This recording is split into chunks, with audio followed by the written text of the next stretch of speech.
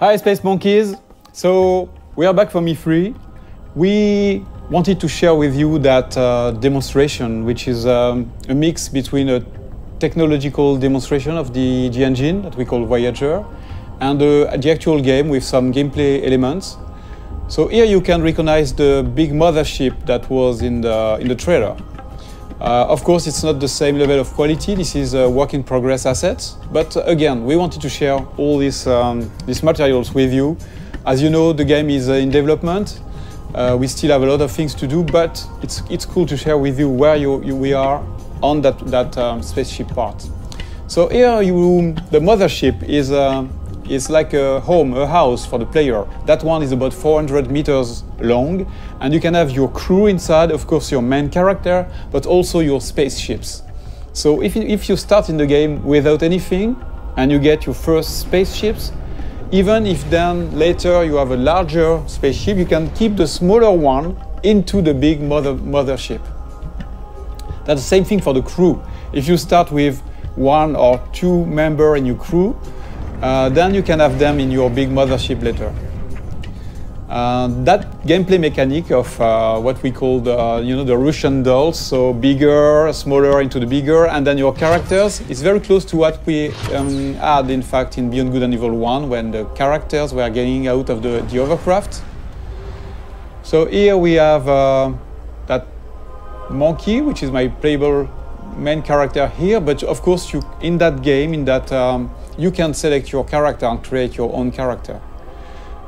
Just to give you a feeling of scale, that ship is about 20 meters long, and the other one, the mothership, is about 400 meters long. I'm going to go close to it so that you can see the size. So when we have large spaceships like that, the good thing, the interesting thing is that they are a real level of gameplay. You can go inside. We have interiors for those big ingredients. So imagine I'm at the beginning of the game. I'm starting the game.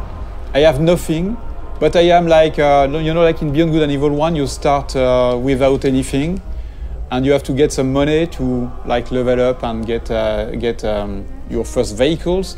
So imagine I'm just delivering pizzas. Here it's like a side quest or just a way among many to get some money.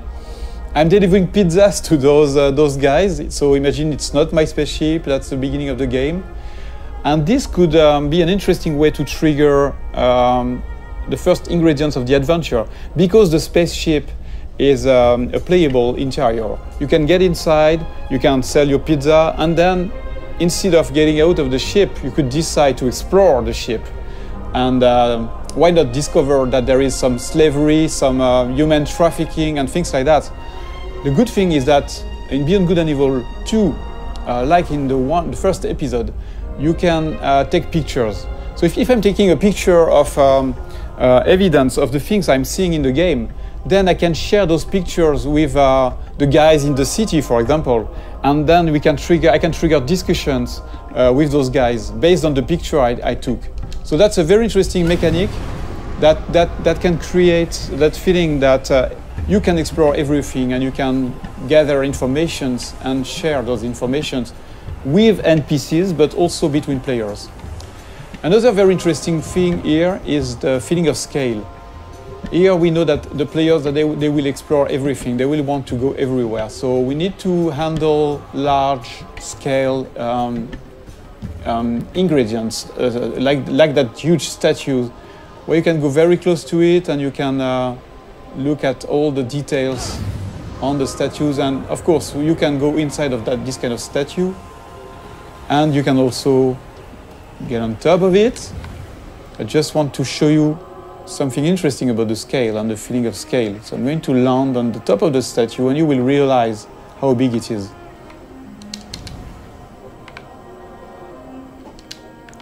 So here we have a wonderful vista, and I want to show you. So I'm going to go more in the developer edition mode, where I can move the camera very easily, and you can really notice and understand the feeling of scale when you look at that little monkey on top of the big statue. This is just a part of the head of the statue, and you're already very small. And it's very interesting to understand the scale of things. Here you see that the statue is really, really big. The statue is about 700 meters high. And the very interesting thing, again, is that, in fact, that statue, which is big, is just into a big city that is very small, in fact, compared to the continent here, the size of that big island, and which is a small part of a big planet. So you realize that you are just a little dot on that big planet, which is, in fact, just a small planet around a bigger one, which is a small dot in the big universe.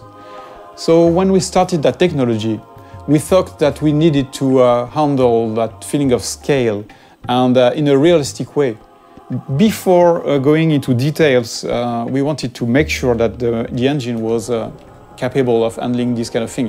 When you look at this sunset, it's not exactly a sunset made by artists. It's really the combinations of physical ingredients, you know, the light that is changing depending on the atmosphere. So you can see here the different colors.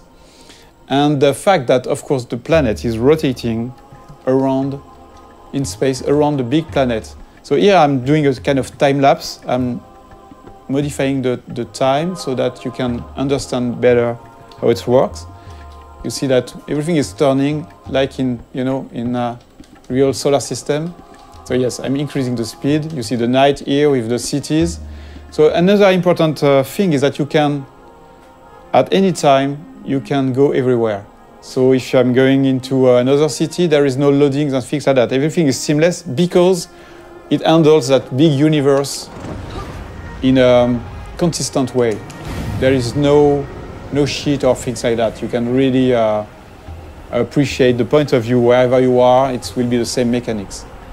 So that was one of the big features we wanted to make sure that we had before showing the game to the public, to everybody, so that we wanted to make sure that the technology was working and this big ambitious game was feasible. I'm going back to my spaceship. I want just to show you some gameplay ingredients. I'm going to change a little bit the time so that we have a bit more sun. Yeah. So that spaceship is very, very nice. It's very close to the Beluga we had in Beyond Good and Evil 1. It can handle very large speed, but it's also very easy to do loopings and trigger very fast movements. So it's a dogfighter. I can increase the speed. So this is a classic plane speed we have on Earth. We are about 1,000 kilometers per hour. But you can increase that speed dramatically, like this, for example, and you will see. So the speed is increasing now. You see that it's about 5,000 kilometers per hour. Let's go back in the city so that we can really understand the speed. And I can increase the speed again. Whoa. Use some tricks, movements. And then we are going to do a looping, for example. So you can combine anything, any movements. And the very nice thing too is that you can even increase the speed to 20,000 kilometers per hour, which is a lot. I'm going to try, to drift like that. So at any time you have the drifting mode, you have all these very interesting movements. But of course, the biggest things you want to do in this kind of situation is to go in space. So let's trigger higher speed. And you see this little effect around the spaceship is because of the friction of the atmosphere. If I don't increase my speed, there is no reason to have more friction. But if I'm increasing the speed, you will see that the effect is stronger. And same thing if I'm going very, very fast. So depending on the quantity of atmosphere, you can have a stronger effect. Until you start burning. But you see, with those very high speed, you can really travel very, very far and very fast. Just changing the time of the simulation so that we can appreciate a wonderful view in space. So if I decide to go on this planet or the satellite, which is somewhere around there, I can go there seamlessly. And the more the further you are of the planet, the faster you can go because there's no more atmosphere, so no more friction. So here still have a little friction. But of course you can go back onto the planet whenever you want.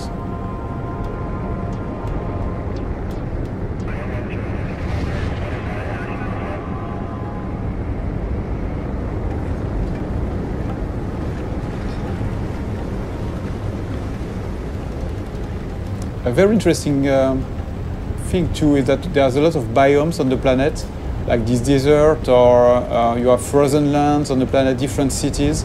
So we don't want empty planets. We want planets with landmarks, with places to explore. There are mountains where you have some monks living there. So they are not empty, repetitive planets. The planets we aim to work on, to make our planets with life. And the planet itself is living somehow.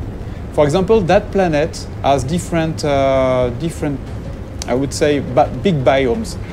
Because that planet, as I told you, is a satellite of the bigger one, the one that is in the foreground.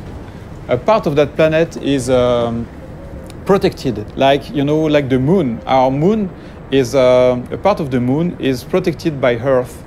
From the big asteroids and meteorites. So here that's exactly the same thing. The cities are built in the safe place where nothing is falling from space.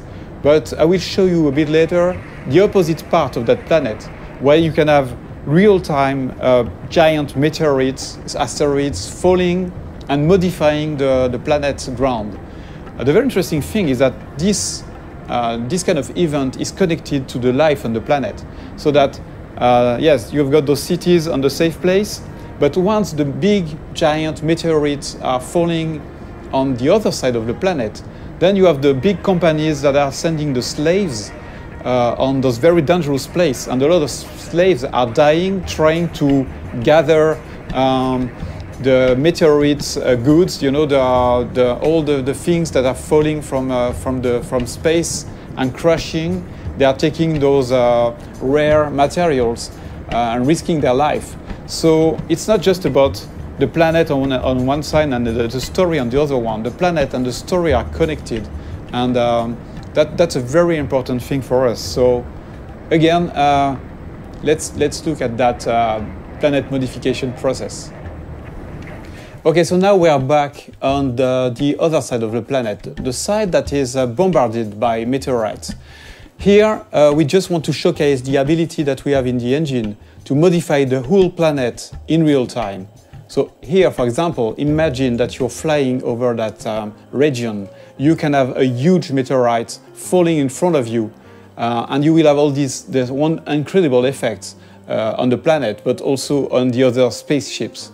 So that's a very important feature for Beyond Good and Evil. We want interactivity to be the heart of the whole experience, not just with characters, not just with spaceships, but also with a big, huge planet. So thank you for watching that video. This is our first Space Monkey debrief. Many more will come, and we would love to have you leaving us your comments on this Space Monkey program site. So please comment, tell us what you think, and expect way more videos like that. Thank you very much.